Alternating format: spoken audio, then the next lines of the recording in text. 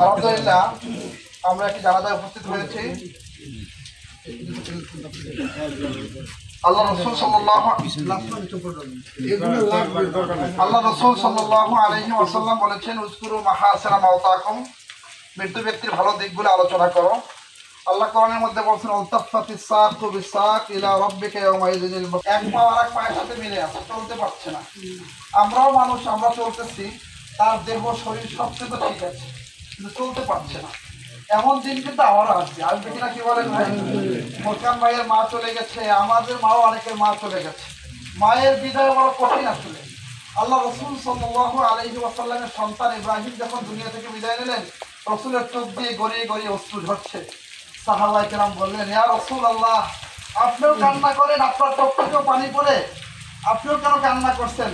আল্লাহ রাসূল সকলেই ভারাক্রান্ত, ব্যথিত, আপনারাও ব্যথিত।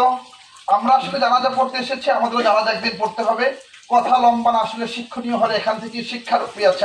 আমাকে পরকাল জগতের জন্য আমাদেরকে মাটি, লাইফ আফটার লাইফ, জীবনের পর যে আরেকটা জীবন আছে, সেজন্য আমাদেরকে প্রস্তুতি গ্রহণ করতে হবে। আল্লাহ আমাদের সকলকে প্রস্তুতি গ্রহণ করার তৌফিক দান করুন। হাদিসের মধ্যে আসছে যে, উযকুরু মাহাসিনা মাওতাকুম, মৃত্যু ব্যক্তির ভালো দিকগুলো আলোচনা করো। মাশাআল্লাহ, তার ছেলেরা ইসলামী সংগঠনের সাথে জড়িত আছে, দিনদার, নামাজি।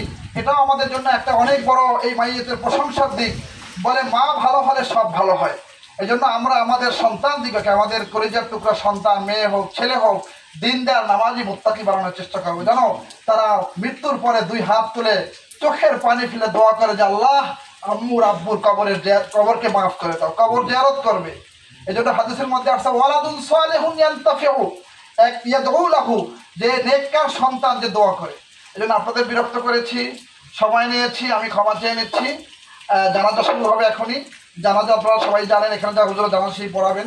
জানাজা আসলে আলাদা করে নিয়ত করার প্রয়োজন নেই, মনে মনে নিয়ত করলেই জানাজা পড়তেছি, অথবা বেশি মুখ দিয়ে বললে 4 তাকবীরের সহিত জানাজার নামাজ আমি ইমামের সামনে পড়তেছি, এতটুকু বললেও হয়ে যায়।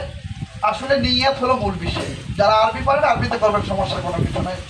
আবারও ক্ষমা চাচ্ছি, একটু দেরি হয়েছে, যেটা আবহাওয়া প্রতিকূল অবস্থার জন্য। আমরা মাইয়েদের জন্য এই কবরে রেখে দাফন করবো, মাটি দেওয়ার মধ্যে জানাজার সমান সওয়াব। এরপরে আমরা দোয়া করে সবাই বিদায় নেবো ইনশাআল্লাহ। আসসালামু আলাইকুম ওয়া রাহমাতুল্লাহি ওয়া বারাকাতুহু।